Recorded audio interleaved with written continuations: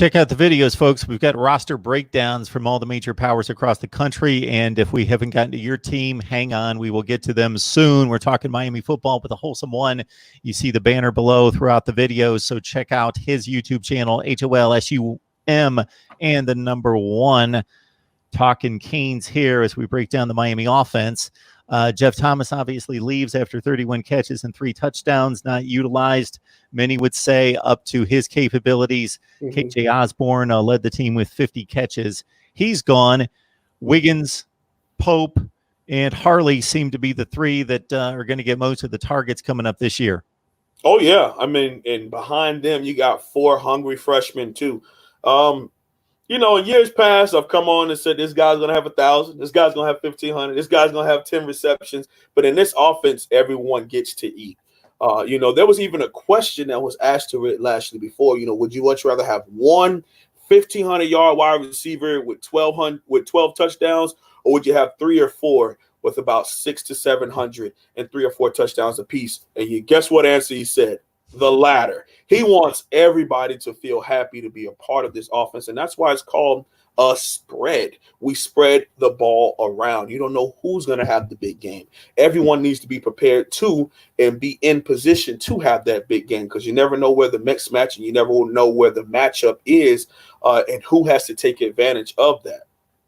Also, a former offensive coordinator and Coach Rob Likens is the position coach. So wide receiver is a position I think is going to take a big step up. Someone who has developed 2 first-round. Not only did he recruit them, he recruited and developed and then saw them through to being first-round wide receivers from Arizona State, and N'Keal Harry and the other young man that escapes my mind right now. The first one went to the Patriots in N'Keal Harry, and the second one, I don't know where he went, but he was 2 first-round wide receivers. Either way, D. Wiggins, Mark Pope, and Mike Harley. I think that was Brandon Ayuk. There you go. Would be the other kid. Yep. I should know my Arizona State football, so you stumped me just for about 5 seconds. I just the Rolodex just had to get working there. I got you. But those are guys that are speedy, dynamic. I mean, the home run hit of the 3, D. Wiggins.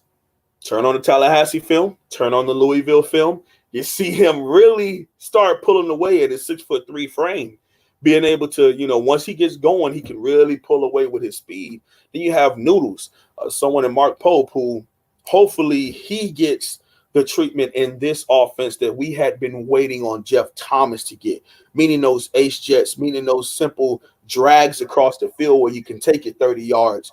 Meaning those wide receiver now routes, those screens that you can see versus Virginia, where he caught the ball and went 0 to 80 real fast and got 35 yards and almost scored, but got tripped up.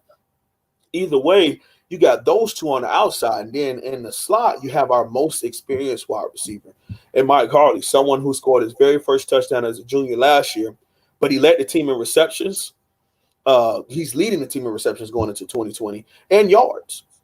Someone who we're excited to see his senior year get his opportunity to take that next step. But then behind them, you got Michael Redding III, 6'3" and 200 pounds from IMG Academy. Looks ready-made to just, you know, plug and play. He's a beast. You have Daslem Warsham.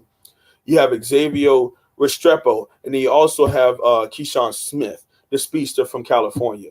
So those 4 young men will also be contributing in any shape, form, or fashion because this offense is going to require all 7 wide receivers in some shape, form, or fashion.